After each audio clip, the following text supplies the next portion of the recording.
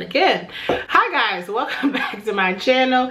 In today's video, I'm going to be sharing with you how to travel like a pro, how to maximize your money when you're traveling, how to get the best deals, where to stay, tips, tricks, advice, and all that good stuff. So if you'd like to see how to start off your year and end your year being able to travel and get the most out of your money and have fun and not break the bank, please keep watching.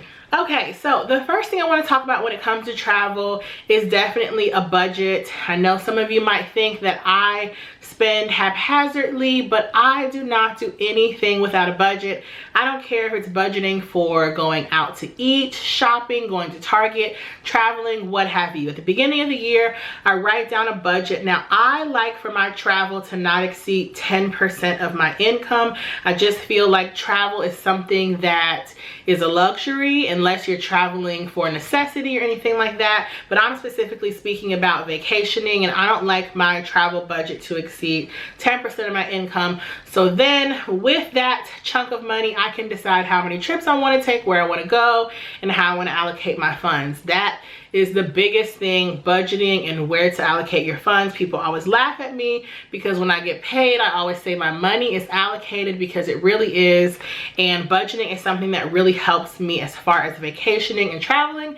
The second thing I want to talk about is using a travel agent. Using a travel agent can be so beneficial. Now, I suggest you do your own intel and research finding a travel agent. I have a few that I work with. If it is okay that I recommend one of the guys, I will recommend him down below. But the woman that I use mostly, she only really works off of referrals and through friends and family right now. But I will say, since using a travel agent, I will probably never travel internationally or somewhere I don't know without using a travel agent. The number one thing that I love about using a travel agent is that you don't have to pay for your entire vacation at one time. So a lot of times when I'm taking trips, people are like, well, how did you just have that much extra money laying around? Sometimes I do, sometimes I don't. But even if I do have it, I like to pay on payment plan. Even if I'm putting $1,000 down at one time, it just makes more sense because I know I'm going to have money coming in every month to pay incrementally. So that is a plus with using a travel agent. I know there are some booking sites where you actually can pay on a payment plan, but it may not be as flexible. So usually when I use a travel agent and I book through them, everything has to be paid maybe 1 to 2 months before the date that you leave, which works out fine for me because a lot of times if I'm booking an international trip, it's at least 1 year out. So that just gives you a little more flexibility. You know that, okay, maybe I can pay a couple $100 every month and I won't have to stress out about it. So using a travel agent is great because you can actually have the flexibility of not spending all the money at one time. It's also great because they can recommend places for you to stay based on other clients that have stayed at different resorts or hotels or different things that they've done as far as activities and excursions. I really like the recommendations that they give. A lot of times if you're traveling specifically internationally and you're going somewhere you haven't been before, you might want to stay at a hotel or resort just because maybe you've seen an ad or maybe someone else told you they stayed there. But a lot of times travel agents have like inside information as to what the hotels are really like, where you're going to want to stay based on what you want to do. Do you just want to lay out on the beach? Do you want to sightsee? Do you want to see family? Do you want to be in a city? Do you want to be maybe in the countryside? A travel agent can really help you scope out that place without you having to do any of the unnecessary research. If you're like myself, you might still want to do that. It never can hurt to have the info from a trusted travel agent. Next, I want to talk about using flight reward programs. Now, I know I usually book through Delta. Delta's hub is in Atlanta, and I like Delta planes. I like Delta everything. So Delta has Delta vacations. So if you don't want to use a travel agent, you can also book through, maybe American Airlines has one, but I do know Delta has one. And you can combine your flight and your hotel and you get a discount. So if you don't want to go through a travel agent, or maybe you can't find one, see what type of deals you can get booking packages. A lot of times if you book things together, you could save anywhere from $150 to like $500. and then depending on what specials and rates they're also running. Also, pick the airline based on where you have your airline rewards program. So I have Delta Sky Miles, so I like to book all my travel through Delta if I can, because I get miles, which means that for some trips that I'm going to take this year, I don't have to spend any money because I have a lot of miles and I can use those for flights. So definitely, if you're gonna start out traveling, maybe you want to take a few trips this year, try signing up for an airline travel program. So Delta Sky Miles, United probably has one. I think all the major airlines probably have a travel program, but it basically gives you the flexibility of being able to use your miles for other things, and then you also become loyal to that airline. So it's a really good thing, and that is how I do. Well, I don't do all my travels using Sky Miles, but I like accruing miles because then I know later down the line I can use them for something else. I also want to talk about Airbnbs versus hotels and resorts and all-inclusives. Well, let's just do hotels versus resorts right now.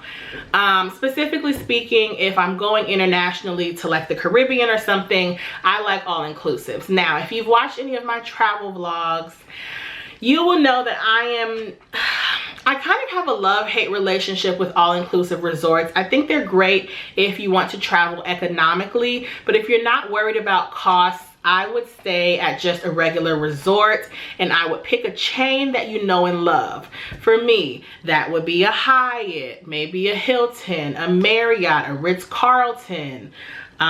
What's my other? St. Regis. Pick a hotel chain that you love because you know what to expect. Specifically if you're traveling internationally with the language barrier, not knowing the location. If you know you like staying at a Hilton, you can pretty much bet your bottom dollar that anywhere you stay in the Hilton family, you're going to enjoy your stay. That becomes really significant if you're like me and you like vacationing to just sit on the beach. If you're going to be at your hotel or your resort for a long time, you want to make sure you're comfortable. I have been at certain hotels where I've legitimately packed up and left because they just did not meet my standard of living that I like to have while I'm on vacation. So definitely check that out. Like I said, staying at all-inclusive resorts, you do have your positives to that. You don't really have to bring money around besides for tips. Everything is included, alcohol, a lot of the activities besides like motorsports. So it's nice if you want to take a huge girls trip and you guys just want to relax and not worry about anything. Stay on the resort, all your meals are provided, it's great. The downside to that, for me at least, because I'm a foodie, I like traveling and going to different places to try their food. The food, in my experience, is not all that great at all-inclusive resorts. The way I look at it is, it's like buffets. They're giving you a lot of food for a small amount of money. They're trying to keep it cost effective. So depending on why you're traveling or what you want your waistline to do while you're there, it could work to your advantage or your disadvantage. This last time when I went to the Dominican Republic, I did not like the food there, but the upside was that I didn't gain any weight. So depending on what you're looking at and what your goals are for that trip, it can really work in your favor. So I prefer staying at regular resorts or hotels that I know of, that I have here in my city. But it's not always going to be possible, and sometimes depending on who you're traveling with, you might not be able to. I'm not necessarily against all-inclusives, they're just not my favorites, but they are a very cost-effective way of traveling. So if you are going to another country and you just want to stay on your resort the entire time, it's a nice way because you don't have to think about anything, and it also keeps the cost down. Okay, now I want to talk about hotels versus Airbnbs. Now, I am not the biggest fan of Airbnbs. I like them because they're cost effective most times, but I really don't like staying in someone's house. I'm also very particular. Like if I get an Airbnb, I want it to look like a hotel. That's just how I am. I like sleek, modern spaces, and so I like hotels. Other reasons why I would pick hotels over Airbnbs. If you are going to a city that you have never been to before, if you have high standards or you're picky like myself, pick a hotel.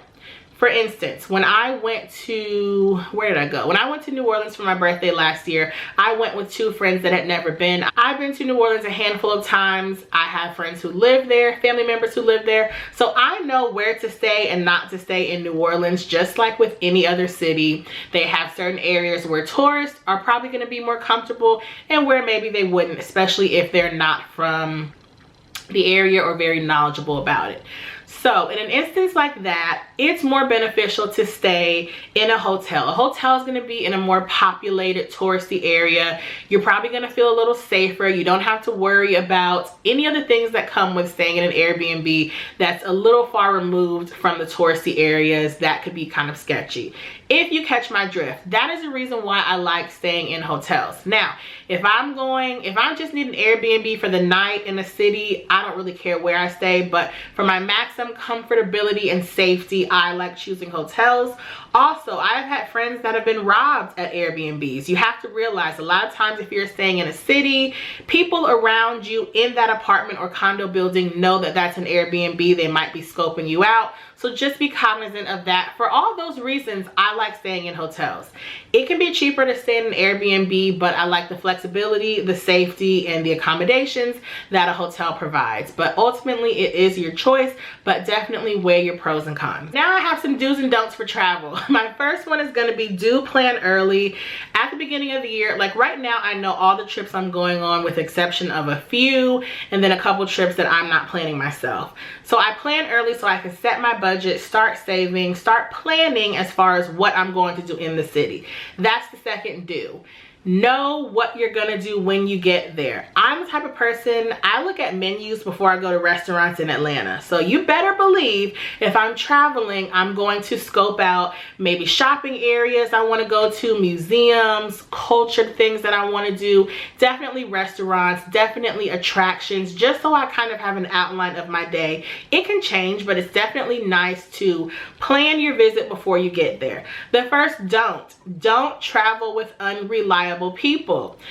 Don't plan a trip with unreliable people. If you plan this whole trip and you know your friends are gonna back out for whatever reason, don't plan a trip with them, okay? My second don't travel with people you don't know very well. Unless you're going to be in a large group, I find that it's easier to travel with people that you're very comfortable with, even for little personality quirks or being with people for longer periods of time than normal. I would say, unless it's like a group of 4 or more, travel with people you know, because it's just going to be more comfortable. Another do is definitely pack smartly. I'm gonna do a couple of packing videos this year showing you how I pack for travel, what I bring, the essentials and all that jazz. But definitely know what you're gonna do before you get there so you can pack right. I packed for a whole week in a carry-on. It's all about mixing and matching pieces and being able to maybe stay somewhere where you can do laundry, or maybe you're gonna buy a few things, but definitely maximize your efficiency in every way. And all this comes with planning, budgeting, and having a set schedule before you get there. So another tip is do use cash. Now, this doesn't always necessarily mean you need to be traveling with cash, because depending on how much you plan to spend, that might not be the safest option. But typically when I travel, I don't use credit cards. I try not to use credit cards just overall, because I feel like that's what budgeting is for. But there's nothing worse than paying for a vacation on a credit card, and then when you get home and all you have is pictures and memories, you're still paying for it. So my advice is to use cash. Use your debit card. Even if you're going to use your credit card for points or rewards or anything, make sure you pay it off. Don't have travel debt. That is why I say the #1 most important thing when traveling and vacationing is to budget, so that you know how much to set aside each month, so that once you get there, you don't have to worry about anything in the world, and you know that that vacation is already paid for and you are good to go. Another tip would be, do inform people of your travel plans. Specifically, if you're going to travel alone, I'm not going to tell women or anybody not to travel alone. I know that sometimes you have to, whether it's traveling for business or leisure, but just notify someone of where you're going. And when you get there, don't make a habit of telling people that you're alone. So a lot of times when I'm checking into a hotel, just like locally or in the United States, I always ask for 2 room keys. I always mention a husband. You just, specifically when you're a woman and traveling, you want to make sure that you're being safe. Don't really go around mentioning that you're by yourself. I would just say, as far as safety, and if you're traveling, you might not be able to have your weaponry, just make sure that you're being smart at all times, of course, and always aware of your surroundings. I hope these tips have been helpful for you guys. These are all things I use when I am thinking of traveling and when I am getting myself ready for a trip. I have a handful of trips coming up this year. I may or may not take you guys along, but I will definitely always bring you my overview and my tips and tricks from each location. Traveling is the one thing that I have been able to do. I think my first air ride was when I was like 6 months old, or maybe even sooner. But traveling is the one thing that I've done in my life to expand my horizons. I think it really helps you be more cultured. It helps you have a greater acceptance for people. When you travel to other countries specifically, you see how other people live, and it gives you a greater understanding, even empathy sometimes, for different lifestyles, different environments, ways of living, and things of that nature. I enjoy traveling, even if it's just for a couple days or for a weekend. It's definitely just opened my mind up, and it's nice to get out and see the world through a lens that is not necessarily your own. So get out there, travel, make the most of your time and your money. Let me know down below, what are some places you guys are thinking of traveling to this year. I love to hear about different places that I might want to visit. So thank you guys so much for watching, and I will see you in the next video. Bye.